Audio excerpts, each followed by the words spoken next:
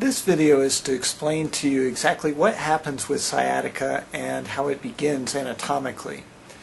What you're looking at right now is a front view of the lower spine and pelvis area. And what we see here, this is what's called the iliac bone. We have one on each side. This is the pubic bone. This triangular bone here is the sacrum. This is the last disc. This would be typically the L5-S1 disc, the L4-L5 disc. These are the nerves that are branching off from the spine. And you'll see that there's a big nerve down in here, and that is what's called the sciatic nerve. The sciatic nerve, as you can see, is made up of branches of several other nerves that come off in the lower spine. The ones that are of most note in terms of sciatica are these last two nerves that branch off from the lumbar spine. And you'll see that those two nerves join together and then form part of the sciatic nerve on each side. And the reason why these are of the biggest importance in terms of sciatica is the vast majority of cases of sciatica are due to problems with the discs. Now from the front view we can't really see why this is the problem, but we'll see in just a moment when we turn the spine over. Now this is the back view of the spine, and again here's the sacrum, triangular bone here, the iliac bones on each side.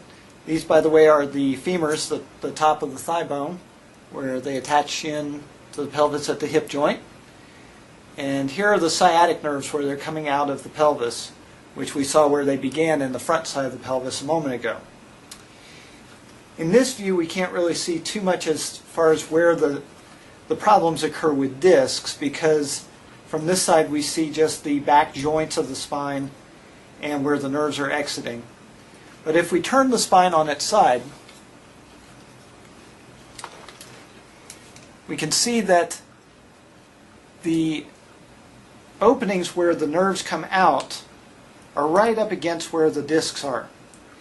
And if you have a bulge or a herniation of that disc, it'll push up against that nerve and it can start to create pain and inflammation, which then is transmitted all the way down the sciatic nerve, which then goes all the way down the leg. In some cases you'll primarily get the sciatica symptoms in the buttock area, where the sciatic nerve first forms and comes out of the pelvis. And in more severe cases it will extend all the way down the leg. The other thing that occurs in sciatica is that there is a muscle called the piriformis.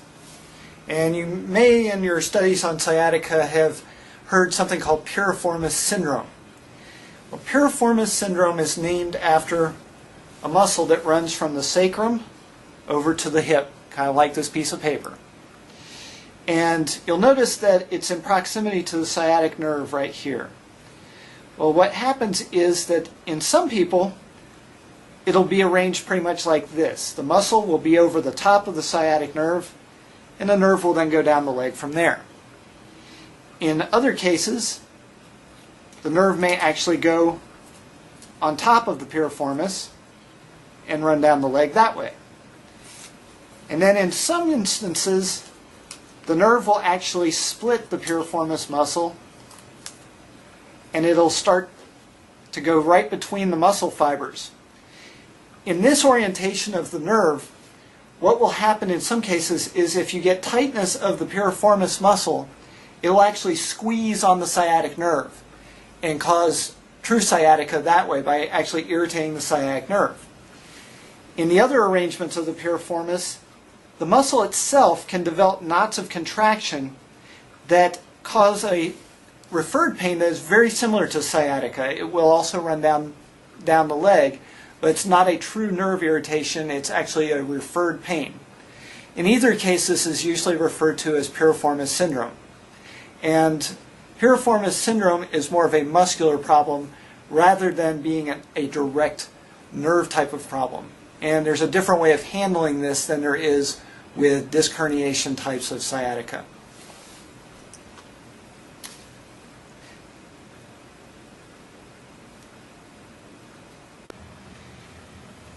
This is to give you a little better idea of what happens with the disc and its impingement on the nerve, which then results in sciatica.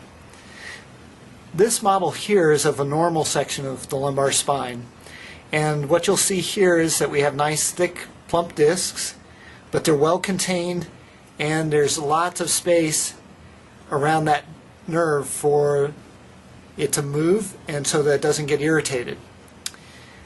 This model over here shows a degenerated piece of spine, and it also shows a disc herniation. That's that red swollen area right there.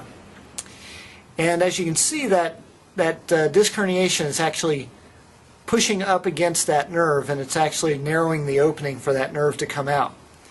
And so it's this actual mechanical pressure on the nerve, plus you'll get swelling and inflammation around that area that also creates pressure.